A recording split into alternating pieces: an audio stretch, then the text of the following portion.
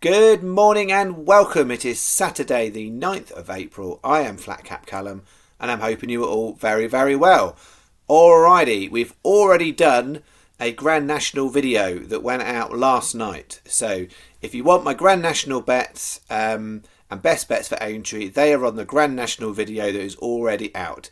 This is the additional video for regular viewers for the next part of our stake. So £20 has already been wagered on Saturday the 9th.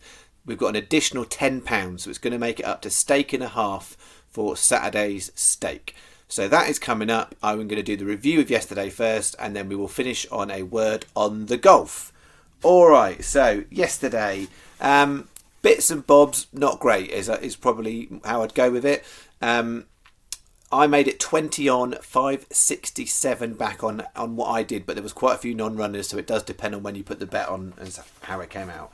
But fairly swiftly, in this one, all four of these were up with the pace. Only Pink Eye Pedro held on for a place. That was the headline of it. So we got a single each way place on Pink Eye Pedro's.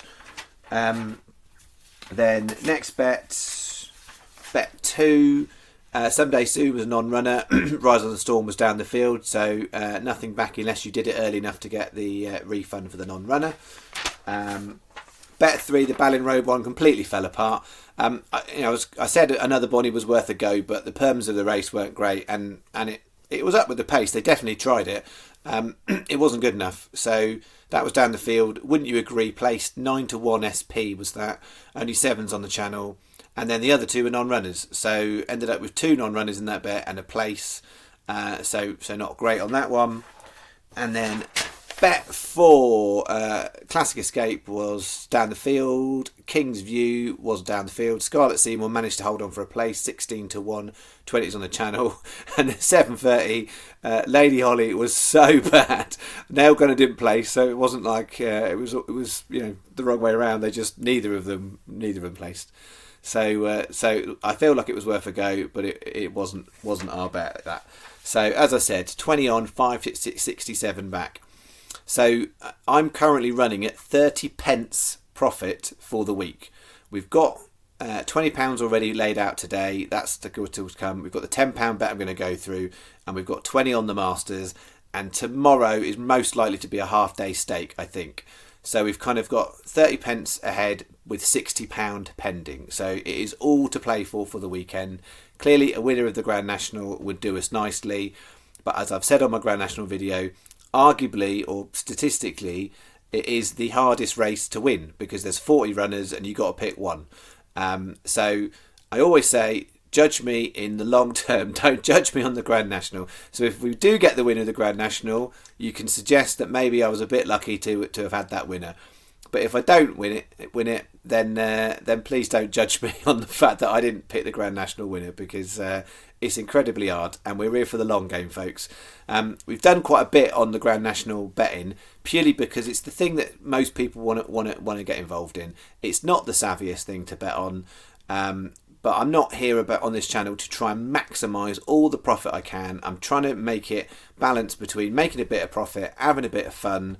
That's what we're trying to do. So if you want the Grand National bets, they are on the other video. I'm not going to go through them again. I've picked out 5 singles. We've done some combos with the 145 Aintree, which I like the best of the other handicaps. And then we've done a lucky 15 bet as well with the Grand National horse. That's all on the other video. Today's is much less exciting. Really is much less exciting. I'm not going to dress this up in any other way. I've got a Thirsk lucky 15, but they're not big prices today. Some decent handicaps at Thirsk. It's definitely the best meeting to look at outside of Aintree. So we've got the 130 Ganatafar. I can never say that one. We backed it the other day. It didn't run well. It wouldn't run. It was 8th. I'm trying it again today. Then we've got the 205 Prince of Bel-Air, 5-1. It's been backed into 5-1 favourite. When they opened the book, it was about 8-1, but I think it's the best horse. And there wasn't anything else at big price that I was looking at that I kind of would argue a case for. So I'm going to stick with it. 350 State of Bliss 15-2, and then the 5 o'clock's a slightly bigger price here. Unashamed 18-1. So Sky Bet are paying 5 on that, 5 on that, 4 on that, 6 on that. Other bookies will be doing different things.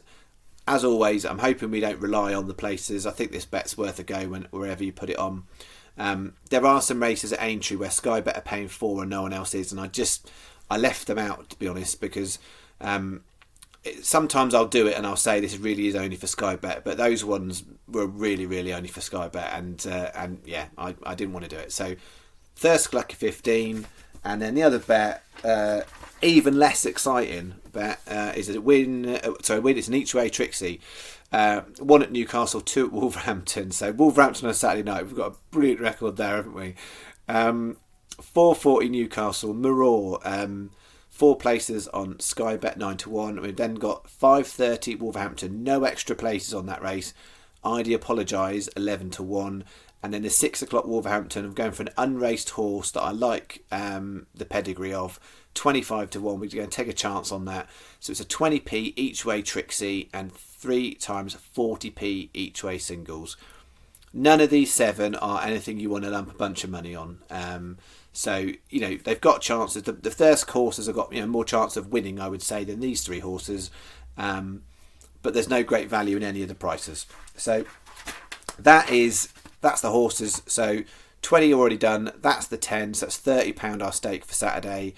And word on the golf, in decent shape. If it wasn't for Scottish Scheffler having an absolute dream first 2 rounds at the Masters and being 5 shots in the lead, we'd be really excited. But anything can happen. It's the Masters. So he's 5 ahead, and then the rest of the leaderboard is really, really congested. So we've got Dustin Johnson and Kevin Na on 2 under, both in the places. So that's a nice place to be. And then Corey Connors is tied 10th, paying 11 on Sky Bet. So he's up there. Webb Simpson's not far away. Robert McIntyre's not too far away. Mark Leishman's a few more shots back, but anything can really happen there. When you're sort of 6 shots between placing and last, there's not a lot in it. So it was only Xander Schauffele that missed the cut.